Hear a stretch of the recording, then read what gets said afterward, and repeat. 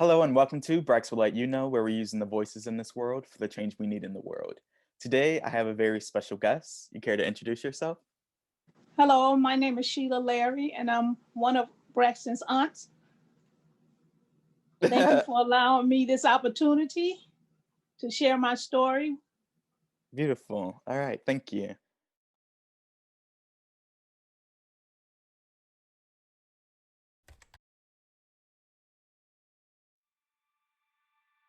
So today, as always, I always have a quote to introduce us into a topic, and it reads,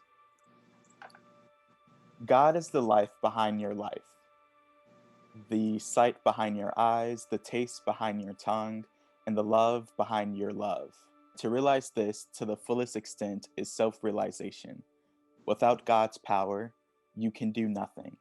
If you always hold this thought, you cannot go wrong because you will have purified the temple of your mind and your soul with the vibrations of God. The title of the segment is Who Are You Without God? What does that mean to you? Well, it reminds me of a song that my mom used to sing, your grandma, around the house. It was without God, I could do nothing. Without God, I would fail. Without God, my life would be rugged like a ship without a sail. So as I grew up, I began to understand what that song meant. Mhm. If I didn't have Christ in my life, I couldn't make it. I wouldn't be able to function. I wouldn't be able to live. I wouldn't have peace. I wouldn't have joy. The things that God gives us, the spiritual things, not the natural things that He gives us, because the natural things are temporary, but those spiritual things are everlasting. And with Him in my life, accepting Christ, I accepted Christ when I was 8 years old. So from that time on, I'm growing and learning more about God. And I know I couldn't make it without Him. Mhm. So, where have you noticed God sort of, I guess, take over in regards to like healing or like strength or guidance in your life Well, personally? there were several incidents, but I can share the one where we lost our son, Fred, in 2005. Well, it took God to bring me through that. The love of my family, the support of my family and my husband, my children, I was able to make it through. But if I didn't have God in my life, I wouldn't be able to make it through that hurt that I went through. But through praying, fasting, reading my Bible, and my family supported me, praying for me, I was able to make it. And Fred was 24 years old when he passed. But through that, God gave me, well, one of the ladies at church gave me a poem to read, and it was talking about the cross. Mm. And that poem reminded me of when Jesus died on the cross. And that's what he was talking about, how God had to give up his only son. So during the time when Fred was going through a lot, the hurts, the disappointments, and he was dealing with, I felt that it was like the burden of the hurt and things that he was carrying, I was carrying it also. Mm. So after he passed, well, I remembered that poem that the young lady gave me when we was attending another church, and it was talking about Jesus dying on the cross. So as I was sitting at the table reading it, I was crying and I was feeling the pain and the hurt. I was missing Fred, and so as I was reading it, I said, Lord, nobody understood the hurt and the pain that I was going through. Nobody understood the weight that I was carrying on my shoulders for my son. And the Holy Spirit spoke to me and say, I understand because I had to give up my son, my only begotten son. So at that point, the tears dried up and God gave me the strength to go on further. Mm. You also have, I think we were talking a little bit about the example of when you were in school and you were in the midst of fasting, and you care to continue on that story and like what God told you when you decided not to fast for the time. Yes, I was I was doing good in my class. I was attending Olive Harvey College for my associate's degree in early childhood. So for the most part, I was getting good grades, A's and B's, C's, especially in early childhood subjects. Mhm. So one day we were taking a quiz, and I was like, well, man, I'm not going to fast today.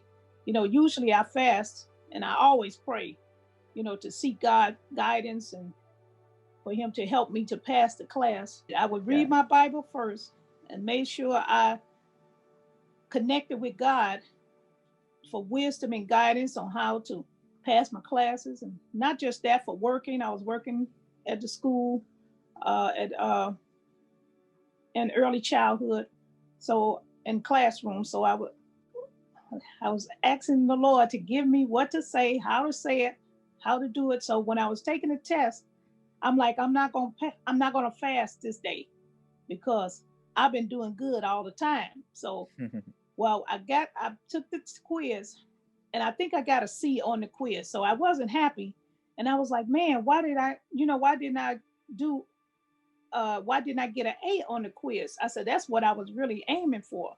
And the Holy Spirit said that it's because of me that you have the knowledge and the wisdom that you have to function and to pass these classes. It's not upon you. It's not on you that you can do these things. It's not your intellect. It's not you. Mm.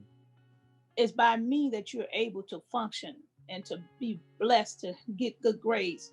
So from that point on, I never did that anymore. I would seek the Lord, I would pray, and I would fast, and I would do that before I take my tests. Even when I studied at night, I said sometimes I didn't get a chance to finish my homework that night, but I made sure I did my Bible studying and my praying. So I might have to get up the next morning early and study and do homework. But God blessed me to pass, to graduate in the National Honor Society, to make it to the Dean's List.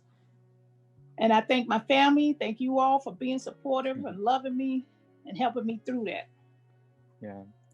That's what I love so much about the quote to begin with. Because it's like God is in the taste. Like the tongue is here, but like the taste, and it's so interesting. Like you mentioned, the intellect is God, sort of. That brought to mind like I have a tongue, but the taste is what the, you know what I mean? Like, and I have eyes, but sight is like a total different, you know what I mean? Does that make sense?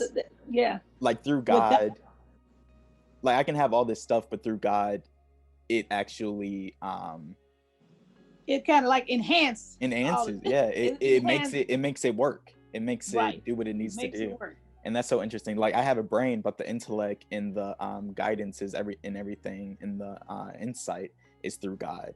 And that's so Right. interesting. Um And he don't want us to forget that. He never want us to forget that it's because of him that we have what we have. mhm. So you mentioned a little bit about how God guided you through schooling, in terms of studying, and also like the healing of your son. How do you think God also like helped you or assisted you throughout that journey of either schooling or day to day life or stuff like that? Well, one I want to tell you one experience also in school when I was no working at the school. I'll say I was working at the school, so I was kind of getting a little discouraged. I wanted to make more money. I wanted to move up in my career.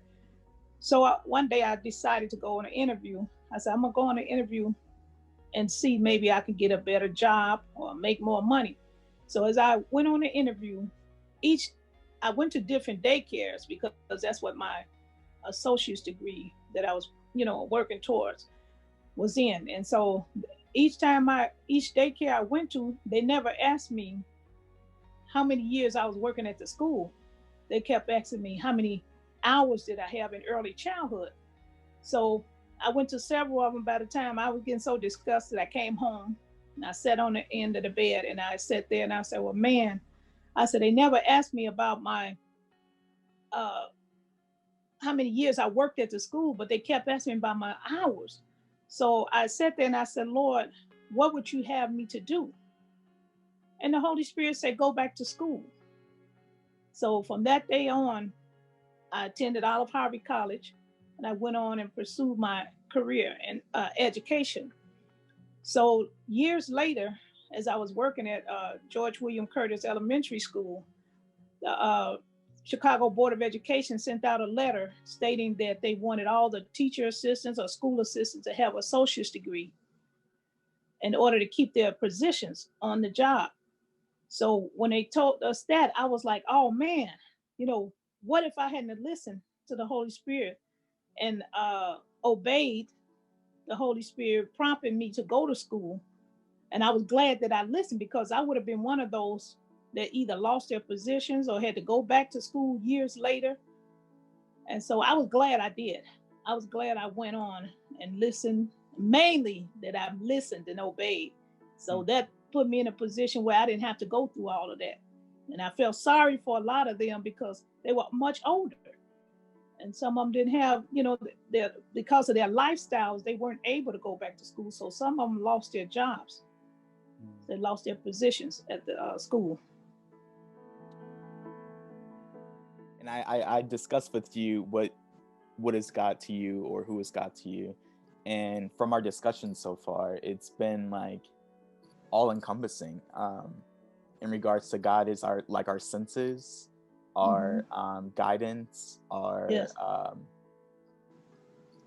Wisdom, knowledge. Yeah, knowledge. Yeah. And it's interesting. Well, they sum it up and say he's my everything. Right. Because, yeah, he's my everything. He guides you if we listen, you know, and obey his prompting. You know, sometimes some people say, oh, that's my gut feeling, or I feel this way.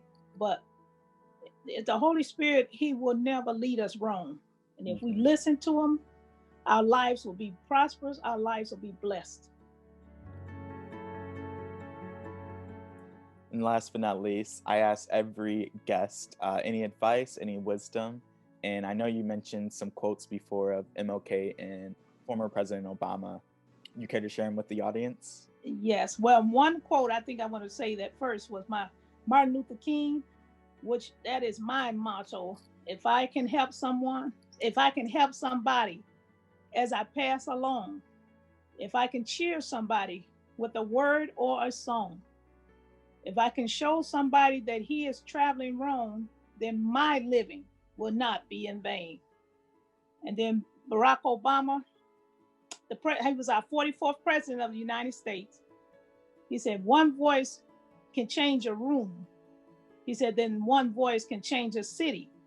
If one voice can change a city, then one voice can change a state. If one voice can change a state, then one voice can change a nation.